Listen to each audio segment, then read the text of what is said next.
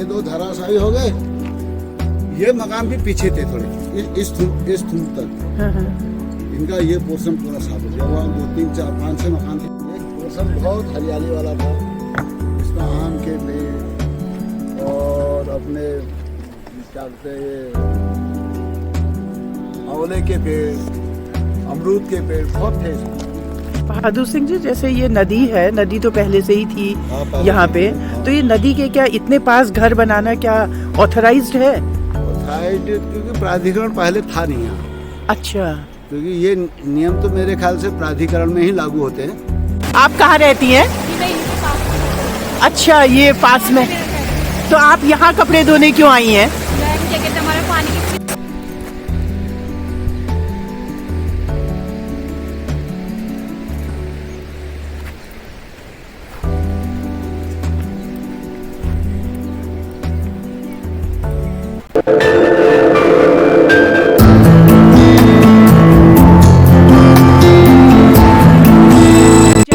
आपदा आती है तो एनडीआरएफ, एसडीआरएफ और इंडियन आर्मी पूरी तत्परता के साथ राहत का काम करती है। बट अनफॉर्चुनेटली उत्तराखंड सरकार के द्वारा दूरगामी परिणामों को नज़रअंदाज किया जाता है, जिसका जीता जागता उदाहरण आज जोशीमठ में देखने को मिल रहा है। अगर मिश्रा कमीशन की रिपोर्ट पर अमल किया गया होता तो आज जोशीमठ के अस्तित्व पर प्रश्न चिन्ह नहीं लगता। आज की वीडियो में मैं आपको उस जगह पर लेकर जाऊंगी जहां अक्टूबर 2021 की आपदा में सबसे ज़्यादा तबाही हुई थी। ये जगह है गरम पानी खैरना, जो कि कुमाऊं के सभी जनपदों को जोड़ने वाला मुख्य सड़क मार्ग है। 3 दिन की लगातार मूसलाधार बारिश, कदम कदम पर लैंडस्लाइड, बोल्डर्स और छोटे छोटे नालों ने नदियों का रूप ले लिया था, और नदियाँ विकराल रूप में जमीन और खेतों को काटती हुई और मकानों को अपने साथ बहाती हुई आगे बढ़ रही थी। सब यही कह रहे थे कि ऐसा मंजर पहले कभी नहीं देखा। ऐसा मैं इसलिए कह पा रही हूँ क्योंकि ये सब मैंने अपनी आंखों के सामने होता हुआ देखा था। जी, उस दिन रात में क्या हुआ, कैसे आप लोगों ने एकदम नदी के इतने पास थे और इस नदी में उफान था, नदी के किनारे के होटल गिर रहे थे, मकान बह रहे थे, क्या मंजर था उस रात का? उस रात तो ऐसा था कि 10-11 बजे तक तो लग रहा था कि अभी इतना नुकसान नहीं होगा। जब 12 बजे के बाद मकान गिरने लगे, सारे बच्चे रोडों पर थे, नीचे पर भाग रहे थे। वो बता रहे थे इसका ये हो गया, उसका ये हो गया। मेरे बगल में 2 मकान चले गए, सामने भी एक बहुत लंबी बिल्डिंग भी थी यहाँ पर, वो साफ रही। अच्छा, वो खत्म ही हो गई। ये देखिए ऐसे ऐसे पिलर बह के आए, देखिए ये देखिए, ये लोहे के पिलर हैं, देखिए। हाँ। अब आप वो मंजर देख सकते हैं। यस, ये दिख रहा है। ये सब लोगों के मकानों के हैं। हाँ, वो देखिए सामने, देखिए ये सब लोहा आया है।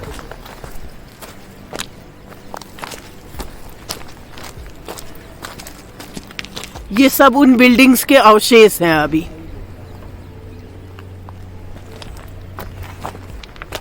बड़े बड़े पेड़ उभरे हैं, अभी भी पड़े हैं।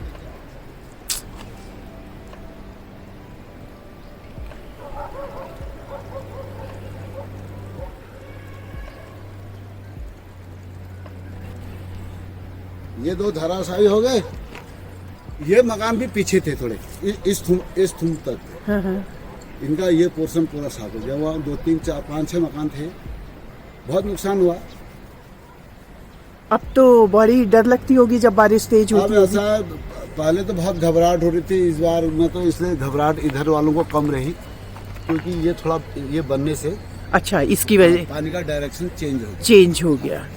एक पोर्शन बहुत हरियाली वाला था, इसमें आम के पेड़ और अपने क्या कहते हैं आंवले के पेड़, अमरूद के पेड़ बहुत थे इसमें। मैदानी इलाके में जब बाढ़ आती है तो इसके संकेत पहले से मिलने शुरू हो जाते हैं और लोगों को सुरक्षित स्थानों में जाने का मौका भी मिल जाता है। लेकिन पहाड़ी क्षेत्रों में ऐसा नहीं होता है।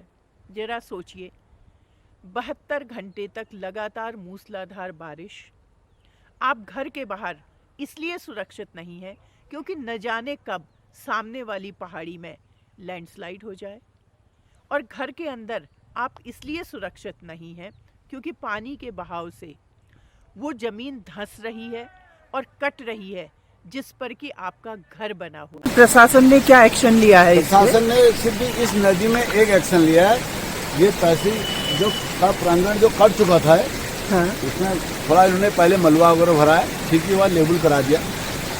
जब इनका बजट पास हो इन्होंने ये दीवार बनाई, और मेरे ख्याल से इस नदी में बाकी तो ऐसा मुझे कोई काम तो दिखा नहीं।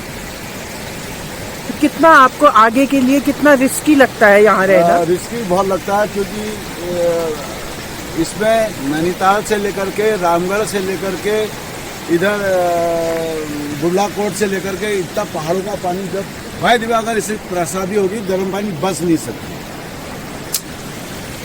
अगर इसके मुख्य जगहों में फॉल बनाए जाए ऊपर, हाँ हाँ हाँ, क्योंकि कटाव ऊपर से है, हाँ, और डाउन नदी है, ऐसा भी नहीं है समतलीकरण है कि चलो पानी तो बहारा टोड़ा मगर फाड़ेगा नहीं, है फाड़ेगा पक्का।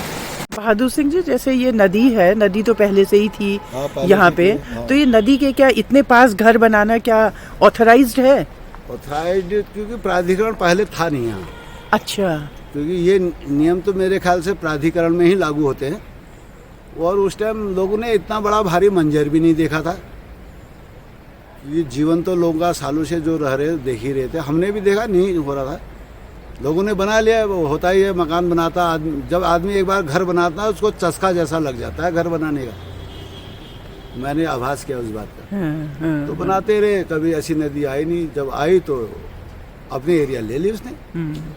बहादुर सिंह जी, ये जो आपकी गर्म पानी की लोकेशन है ना, हाँ जी, ये इस साइड तो ये पूरी ये नदी हो गई, हाँ, और नदी ने तो अपना रूप दिखाई दिया है, ठीक है, लेकिन अगर हम ऊपर को देखें तो बहुत ज्यादा डरावना लगता है आपका पूरा पहाड़। डरावने के साथ साथ इसमें एक चीज आप और गौर कीजिए, देखिए ये पहाड़ टोटली फटा हुआ है, देखिए बाहर की तरफ आप दिखाइए इसको, है। और मजेदार मैं बता रहा हूँ, इसके नीचे एक बहुत खतरनाक चीज बनी हुई है, हाँ हाँ, वो है पेट्रोल पंप।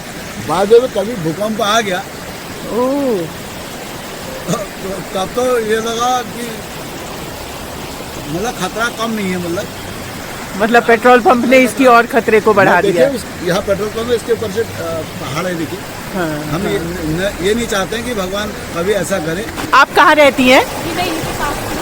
अच्छा, ये पास में, तो आप यहाँ कपड़े धोने क्यों आई हैं? मैम क्या कहते हैं, हमारे पानी की कोई सुविधाएं नहीं है। अच्छा, पानी यहाँ जब से बाढ़ आई है तब से एक घरों में पानी नहीं है। ओह, तो आप डेली यहाँ आते हो? जी मैम, मैं तो रुद्रपुर रहती हूँ मैम, मैं छुट्टियों में आई हूँ, पर पानी का कोई संसाधन नहीं है, तो इसलिए नदी पे आना पड़ता है धोने के लिए। क्या करें मैम, बहुत जब से बाढ़ आई है घरों में किसी घर पे पानी नहीं है, बस हम पीने के सामने छोटा पानी है, वहाँ पे जाते हैं। पूरा घर चले गया है, पानी पूरा भर चुका है। अब ये सारे यहाँ तक घर बने थे, सारे घर जिनके खेत खलियान है सब चले गए।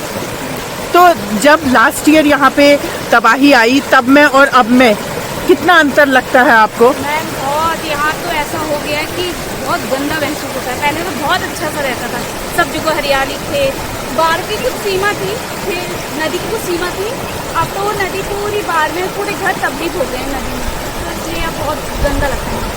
कोई सुविधाएं नहीं है, हर तरफ असुविधाएं हैं। सरकार आश्वासन तो देती है लेकिन फिर भूल जाती है।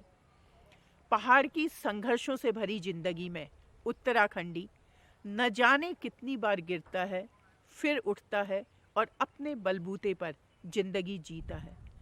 आसान नहीं है इन लोगों के लिए अपनी रूट्स को छोड़ना और खुशनुमा यादों से दूर चले जाना।